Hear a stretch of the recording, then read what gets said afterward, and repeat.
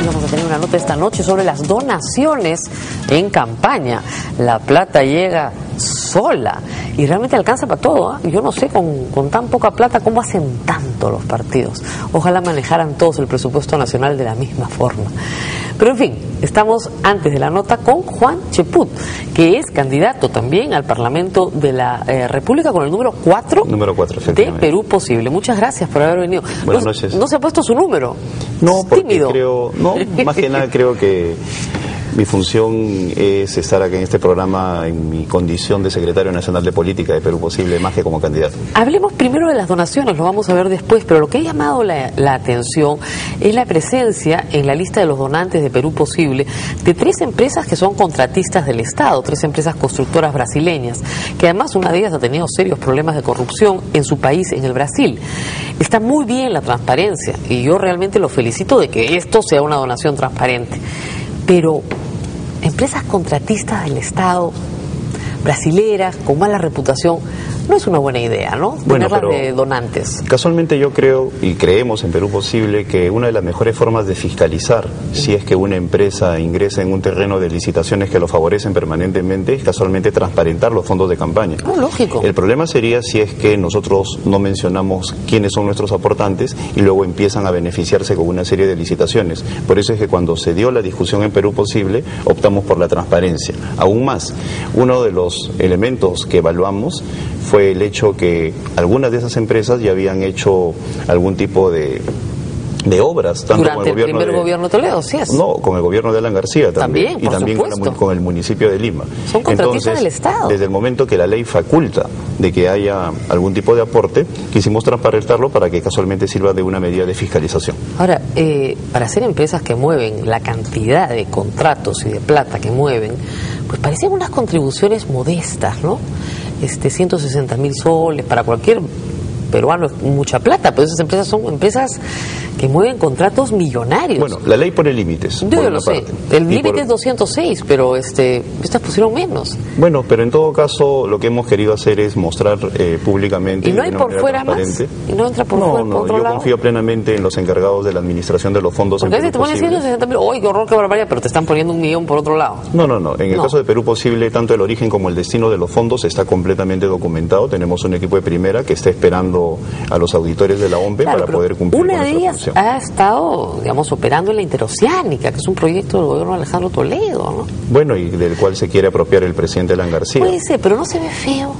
Bueno, no le digo que sea ilegal, le digo que se ve feo. Yo creo que en el fondo... Porque uno tiene derecho a decir, mire, le agradecemos mucho su contribución, pero no queremos que sea nuestro contribuyente. Es que como ingeniero yo voy al origen del problema, ¿no? Si el presidente García hubiera respetado la ley de financiamiento de partidos políticos, no estaríamos en esta discusión sobre la forma como alguna empresa puede apoyar a un partido en época de elecciones. Yo soy de los que piensa de que por los fondos de campaña que vienen a veces de algunas empresas, los partidos se convierten en rehenes, ¿no? Por eso. De los fondos de campaña. Y por eso mismo creo de que es conveniente que el propio partido se convierta en un fiscalizador de esos fondos. Si el presidente García hubiera actuado con madurez y hubiera permitido que los partidos políticos recibieran un financiamiento público, apelando a su gran vocación de orador, hubiera convencido e ilustrado al pueblo peruano sobre los beneficios del financiamiento público de campaña. El público no está de acuerdo con ese financiamiento. No, pero casualmente, apelando por eso digo a sus dotes de orador, tendría que haber hubiera hablado convencido. mucho. Y yo creo que el pueblo no quiere que sus impuestos se gasten en la campaña. Es que casualmente ese tipo de debates es el que debemos dar. Un político de polendas es el que se enfrenta a la opinión pública mayoritaria y le indica cuáles son las razones y las bondades de una política pública determinada. Si el presidente García, que tiene grandes dotes oratorias, hubiera dicho las razones por las cuales es conveniente el financiamiento público del Estado, pero de repente a él le parece que es inconveniente. Pero lamentablemente el presidente no aprende de sus estadías en Colombia o en Francia, donde hay un financiamiento público. Claro, pero de repente a él le parece pues inconveniente, y ese además el sentido de la mayoría de los peruanos, que les parece inconveniente que el Estado con nuestros impuestos financie la campaña. El parecerles inconveniente nos lleva a este debate. No, porque igual recibirían financiamiento público y recibirían financiamiento privado por lo bajo. Si no son transparentes ni siquiera con lo que reciben. Yo creo de que no podemos llegar a una conclusión de ese tipo, porque desde el momento que recibirían un financiamiento público serían fondos del Estado e ingresaría la Contraloría a vigilar la forma como se trabaja con esos fondos. Aún más, los controles serían serían aún más exquisitos porque estarían normados por la propia Contraloría. Desde el momento que el financiamiento es privado, más bien se pueden escapar a la ley. Con la Contraloría no puede ni con lo que tiene que administrar. Bueno, tendrá que buscar un equipo adecuado para poder hacer eso. Imagínese usted. Bueno, el gobierno ha decidido, pasemos a otro tema, los temas económicos, reducir el IGB de 19 a 18%, que es parte de la oferta de PPK, que ha ofrecido reducirlo a 15 progresivamente. La idea es recordarnos que Alejandro Toledo subió el IGB de 18 a 19 cuando ofreció bajarlo a 16. No, yo tengo una idea extrema y yo creo que es una especie de sabotaje económico del presidente García, ¿no? Él sabe por lo siguiente. En primer lugar, es cierto que Pedro Pablo Kuczynski ha ofrecido una reducción del IGB, pero de manera gradual. La economía es un sistema complejo y por lo tanto, para que las medidas económicas funcionen, requieren de modificaciones en diversas partes. Y el actual gobierno, de una manera irreflexiva, con un solo Consejo de Ministros, sin informes técnicos, sin estudios de impacto económico o político, simplemente por decisión del presidente ordena que se baje el IGB, sin tomar en cuenta que hay un alto nivel de informalidad, sin tomar en cuenta que el propio ministro de Economía dijo públicamente que la SUNAT no estaba haciendo su trabajo, sin tomar en cuenta que el próximo año puede estallar una crisis en Europa y por lo tanto las exportaciones del Perú pueden volver a caer. A mí me llamaba la atención ver una idea muy popular, le digo, a mí me gusta mucho que me devuelvan mi plata, que me confiscaron, como decía Facebook. Muchas veces lo que tiene una imagen de bueno puede terminar siendo negativo. Y a mí me llamaba la atención que el ministro Benavides el día de hoy dijera públicamente de que ya el Perú está creciendo y no necesita mucho. Me recordaba lo que dijo el presidente García en una CADE. Yo les aseguro que el próximo año el Perú va a seguir creciendo y se desplomó de 8 a 0%. Uno no puede hacer predicciones sobre la economía si es que no hay un sustento. Pero lo cierto técnico. Es que, por ejemplo, los gobiernos regionales no llegan ni siquiera a gastarse lo que les gira el gobierno central. Bueno, pero eso entonces, es por gerencia. Si no pueden gastar lo que tienen, bueno, que nos devuelvan la plata a los contribuyentes. Bueno, eso es por gerencia y como consecuencia de otra medida del presidente García de rebajar los sueldos, que hizo que los mejores gerentes se fueran a la función pública y dejaran al Estado pues en la situación que le encontramos. Puede ser, pero el asunto es que el Estado no llega a gastarse lo que tiene. Bueno, que nos lo devuelvan, pues. Nosotros sí sabemos. Bueno, usted que me ve sabe cómo gastar su plata. Creo en esa medida siempre y cuando vaya acompañada de otras. Lo que ha habido el día de hoy es simplemente un acto de oportunismo o voluntarismo político sin estudios que nos recuerda al García de las elecciones del 90, en la cual por favorecer a su candidato dio una serie de medidas populistas que hasta ahora le están costando al Perú, de las cuales son difíciles de zafarse. En los temas económicos estuvo el candidato Alejandro Toledo la semana pasada y yo le pregunté por la propuesta de Kurt Burneo de subir el impuesto a la renta a 40% para las empresas mineras que no tuvieran, por supuesto, contrato de estabilidad tributaria, porque ahora está en 30 o 35 en algunos casos, depende del contrato, pero ¿qué pasó? ¿Lo desautorizó el presidente Toledo? ¿Ya no va esa propuesta? No, el presidente tuvo el nivel de generalización suficiente como para que ingresara a un terreno de debate. Lo que ha dicho Kurt Burneo es lo que está en nuestro plan de gobierno y yo defiendo, con lo cual no entro en contradicción con el presidente porque él simplemente tiene que estar en un plano más general. Ir del 30 al 40% para un país que como el nuestro tiene la gran mayoría de sus exportaciones tradicionales como fuente de ingreso, el presidente ha dicho hoy día que el 77% de nuestras exportaciones son de productos tradicionales, es algo que va de la mano con lo que hay en otras plazas mineras. Entonces, cuando nosotros queremos invertir en educación a partir de un stock que se agota, que es el de los minerales, pues tenemos que grabar más. Y por si acaso sobre eso hay consenso con las propias empresas mineras. Ellas están dispuestas a mejorar el impuesto. ¿Esa no era la propuesta de Humala?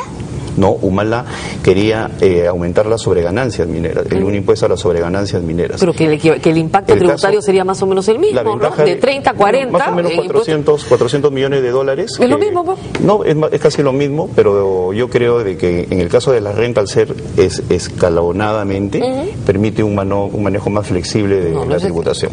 Pero en todo caso, para las empresas no es escalonada. Una vez que pasa cierto monto, que en las mineras es fácil, vuelas. Lo importante es que como consecuencia de esa medida podemos contar con 400 millones de dólares que pueden invertirse en financiar algunos de los programas que estamos proponiendo. Por eso, entonces están pidiendo el aumento de impuestos. Pero eso es lógico, ¿eh? Eso es lógico. Yo no sé si es lógico, pero hay que decírselo. Es lo mismo que proponía Humala. Las plazas mineras tienen impuestos a la renta muy por encima de ello, y eso más bien tiene una gran aceptación de parte de la ciudadanía. Entonces, ¿por qué criticaban tanto a Humala? No, son cosas completamente distintas, Rosa María. Lo acusaban de estatista, de no promover la inversión privada. privada, de espantar a los inversionistas internacionales. En este caso los inversionistas están completamente de acuerdo. Los que pueden estar en desacuerdo son los saqueadores, ¿no? Los que quieren llevarse la riqueza del país sin pagar algo a cambio. El stock de minerales en cualquier país es limitado y ese stock tiene que traducirse a través de un impuesto en inversión en educación. Lo hacen los países más desarrollados del mundo. De acuerdo, y por otro lado, tiene cierta lógica. Lo que no tiene lógica es que esta era una bandera de Humala. Bueno, yo creo durante que los últimos 5 años. El señor Humala no lo pudo precisar con la solvencia económica que lo ha dicho Kurt Burneo y que nosotros acompañamos. Y como vuelvo a repetir, el Perú tiene que estar satisfecho de ese tipo de cosas porque ese tipo de impuestos más bien va a las empresas que sin haber invertido ni un dólar adicional están gozando de un beneficio por los precios, como en el caso del oro, que pasa de $400 la onza a 1.400 sin invertir. Claro, pero a ninguna de esas empresas se le va a poder aplicar, pues, no, solo para nuevos proyectos. Entonces estamos hablando de los nuevos proyectos, con lo cual se respeta casualmente el marco jurídico adecuado, con lo cual no estamos actuando de manera irresponsable y más bien estamos actuando con la suficiente visión de futuro como para que futuros contratos puedan ingresar a este terreno, con lo cual tú estarías pero por eso, pues, de acuerdo con lo que estamos planteando. No estamos hablando de $400 millones. Bueno, sí se puede plantear los $400 millones porque dentro del plan de gobierno está el proceso de renegociación con las empresas. Igualito que Humala. No, igual que todos los candidatos. Claro, el problema de la renegociación es que Pedro Pablo si yo soy, ha mencionado de que es necesario el impuesto a las sobreganancias. Claro, el focus sale de eso. Entonces, claro, ahora todos ofrecen eso. Pero le digo, esa era la propuesta de Humala y todos descalificaron Humala. Y ahora todos son humalistas. No es así. Y además la renegociación implica... Los matices en economía son importantes. Si yo me siento con un inversionista y le digo, mira, vamos a renegociar, yo soy el Estado y si no renegocias te va a ir muy mal. ¿Ya? Entonces renegocia. Va a renegociar, pues ahí, digamos, la simetría no existe en esa relación. Bueno, yo creo de que cuando hay un contexto técnico al frente y no se tiene que llegar a ningún nivel de agresividad, las empresas están dispuestas a renegociar. Lo están haciendo en Chile, lo están haciendo en Canadá y en nuestro país tendrían que hacerlo, porque ellos son conscientes de que el precio de los minerales se ha disparado. Tenemos que a casi $5 está la libra. Como usted dice, lo dijo hace un momento, nadie es profeta en tributación. Las empresas mineras pueden perder el próximo año. Bueno, no creo que puedan perder porque la inversión en relación a lo que están ganando por los precios altos es definitivamente favorable. Pero, digamos, lo que puede haber es una caída en el precio. Claro, los precios se acabó, pues. Los esquemas tributarios son flexibles, se vuelven a negociar. El problema está en los impuestos rígidos aún a costa del mercado, aún a costa del producto, de la demanda. La atracción a la inversión privada en nuestro país se hizo porque habían reglas estables. Lo único que un inversionista quiere es saber cuánto le va a costar en el tiempo. Era otro momento en el cual el Perú era un paria internacional y por necesitaba reglas estables. Necesitaba una serie de reglas. No unas reglas estables que flexibles que cambian todos los años. Perfectamente que hoy día tenemos un grado de inversión y el Perú es un país estable en lo jurídico, estable en lo político y que da reglas de juego económicas claras. Usted las quiere cambiar todos los años. Al contrario, esto no tiene nada que ver con el grado de inversión, más bien tiene que ver con un país que maneja sus esquemas económicos con dignidad y que por lo tanto tiene que renegociar. El problema es que si usted cobra porcentualmente, ¿no es cierto? Sí. Crece la empresa, crece su participación en la torta. Entonces lo importante es que la empresa crezca. Yo he discutido eso con Humala tantas veces que no me lo entendía, pero usted creo que sí me lo va a entender.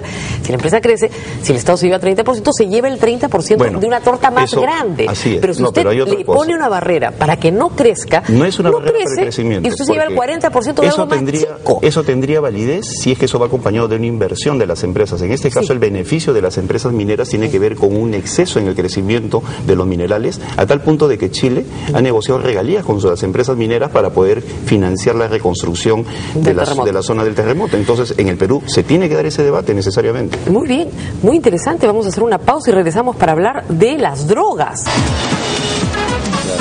Y estamos con Juan Cheput, seguimos conversando con él. La estrategia de ustedes es clara, es ser oposición a García. Castañeda no existe Keiko, no existe Humala ni PPK, existe García. ¿Es así? No, nuestra estrategia es hacer propuestas, ¿no? No, ya lo sé, pero las propuestas frente al Estado. No, las propuestas frente a una realidad que merece una serie de beneficios y de políticas públicas adecuadas. Más bien, a lo que nosotros nos sorprende es que cada vez que hacemos una propuesta, por ejemplo, la revolución educativa... Tengo el libro, estoy leyéndolo. Salen de inmediato una serie de... Un poco general, ¿no? Bueno, como te digo, la generalidad obedece a las características de una política pública que luego ingresa al nivel de detalle a través de la discusión, de la búsqueda de consenso y de los aspectos programáticos. Lo que pasa es que hay asuntos acá que son muy duros y no se van a discutir nunca en una campaña. Por ejemplo, ustedes dicen solo el 5.3% de los docentes se ha incorporado a la nueva ley de carrera pública magisterial, lo que evidencia algunas resistencias por parte de los docentes. No es un problema de resistencias, el problema es que no pasan el examen. No, hay un problema que nosotros hemos evaluado que tiene que ver con el tema de la capacitación y la remuneración, ¿no? Cuando el presidente García dice, por ejemplo, que la capacitación es lo primero, él olvida que muchas de las aulas de capacitación están vacías porque los profesores no pueden ir porque tienen que estar trabajando en diversos lugares a la vez. Eso es un drama. Entonces, las medidas de educación, cuando se dan, también tienen que ser de carácter complementario. El problema es que el gobierno actual, con mucha de buena voluntad, de repente, lo hace de manera aislada e inconexa. Nosotros planteamos un conjunto de cosas a la vez para mejorar el tema educativo. No se calcula en este momento la cantidad de maestros, pero hay un porcentaje importante que no van a pasar el examen nunca. Evidentemente. Ni con toda la capacitación. Evidentemente. Pero ¿qué van a hacer con ellos? No hay una línea sobre esto. Pero por otro lado también es necesario, es que no se está tomando en cuenta la capacitación. Está bien la evaluación, pero después de la capacitación. ¿Por qué? Porque nosotros sabemos de que muchos de los maestros lamentablemente no han tenido los ejercicios suficientes como para que puedan estar lo suficientemente dotados para ejercer la docencia. Que la capacitación Entonces, es son seres humanos que necesitan de una capacitación para que de esa manera puedan ser prácticamente evaluados. se les dan los mismos cursos que debieron haber llevado en la carrera, en fin, todo. Y los niveles de actualización necesarios. Y no pasan el examen. Bueno, si no pasan el examen... Durante el gobierno de Toledo se hizo pruebas donde se demostró que había un número importante de docentes que eran irrecuperables. Bueno, no tanto como irrecuperables. Para la docencia, para otras cosas pueden servir, pero no para la docencia. El factor humano siempre es recuperable, ¿no? O sea, y nosotros somos conscientes también de que muchos de los exámenes que se han tomado en la actualidad han sido mal diseñados. A un profesor de historia se le tomaba matemática o al de matemática pero digamos, historia. hay un porcentaje de gente que tiene que salir. Y se ha descalificado injustamente a los profesores. No van a resolver el problema nunca, pero en fin. El problema se va a resolver y de muy buena manera, ten la absoluta seguridad, porque el plan que tenemos es coherente, tiene un conjunto de políticas públicas que se manejan de manera el problema del tránsito. Adecuada y el resolverlo implica Rosa María, implica el mediano y largo plazo. Implica las propuestas de dolor educación y sufrimiento. Pueden durar una generación. En Chile, Mario Weisblut está hablando del problema desde hace 17 años. Ya lo sé, y en el Perú queremos mejorarlo en 5. No, yo no le he dicho eso, le he dicho que no está enfrentando el tema de fondo. No, yo creo que el tema de fondo es que los maestros que están hoy en el aula tienen en un porcentaje importante capacitación nula para estar en el aula. Y eso significa afrontar... Es una víctima de un sistema que está castigando una serie de... Pero es como el tema del tránsito, es decir, para poder tener un tránsito más razonable, hay un conjunto de choferes que se va a quedar sin manejar su vehículo. Porque tenemos que pedir vehículos más grandes. Es igualito. No, pero a los Entonces, mismos, hay gente que sufra. Hay gente que va a sufrir. No, es que y en campaña nadie sufre. No, en el caso del tránsito, si es que quieres cambiar hacia ese punto, no, te estoy haciendo el chofer más bien deja de ser chofer para convertirse en propietario. Lo que tienen que hacer es hacer cooperativas para que de esa manera puedan pasar a un vehículo mayor. En el caso de los profesores, a través de la capacitación, no solamente se les genera mejores condiciones, sino mejor relación en el trato con los alumnos. El problema de la educación no solo es infraestructura como cree este gobierno, sino capacitación, contenidos, actualización y remuneración. La pregunta de moda: ¿usted se va a cortar el pelo también? Yo no tengo ningún inconveniente, pero no tengo vocación ni de peluquero ni vocación histriónica, ¿no? Yo creo que el Perú reclama otro tipo de debate que va más allá del de tener una vocación pero porque en la lista de Castañeda los candidatos al Congreso han ido a cortarse el pelo, les sacan les arrancan las mechas a todos. Si ellos quieren ingresar en un terreno histriónico que linda con lo ridículo, allá ellos, ¿no? ¿Le parece ridículo? Verdaderamente. O sea, yo creo que eso no ayuda en absoluto al debate sobre el tema de las drogas, ¿no? Más bien es simplemente labores efectivas o mediáticas, y la ciudadanía se da cuenta. Nosotros vemos, por ejemplo, como Keiko Fujimori se puede cortar el pelo y sin embargo durante el periodo de su papá el avión presidencial era un narcoavión, o Vaticano decía públicamente que cada avioneta que salía le pagaban $50,000 a Montesinos. ¿Qué tiene que ver una cosa con la otra? Más bien yo creo que esta campaña de destrucción de la imagen de Alejandro Toledo sí podría tener un propósito que favorece al narcotráfico, porque el narcotráfico que se infiltra en el Estado, que se infiltra en los medios de comunicación, que se infiltren en la empresa, etcétera, en todas partes, es más difícil de identificar que el terrorismo, porque el terrorista al fin y al cabo se enfrenta al sistema abiertamente. Entonces, podría tratar de destruir a Alejandro Toledo porque es al que más le teme en el tema de la lucha contra el narcotráfico. La sutileza del narcotráfico puede llevar a que se generen campañas en contra de aquel candidato que puede combatirlo con mayor eficiencia. Pero el rumor, que no es noticia porque es rumor, de que había una investigación contra Alejandro Toledo por parte de la DEA es falso. Lo ha dicho hasta el ministro del Interior, ¿no? Nosotros tenemos fuentes de la propia embajada que nos indican que es absolutamente falso. Que se haya filtrado esta noticia simplemente para una campaña de prestigio. Creemos que es una bajeza periodística de Caretas, y lo digo con muchísima pena, el hecho de que coloque una foto descontextualizada en la cual se da la apariencia de que es el amigo personal de Alejandro Toledo, cuando es una recepción de un grupo de asociación la foto es clarísima, ni siquiera se están mirando la cara. Entonces es un golpe bajo que lo lamentamos en una revista de la trayectoria de Caretas. Muy lamentable, efectivamente. Bueno,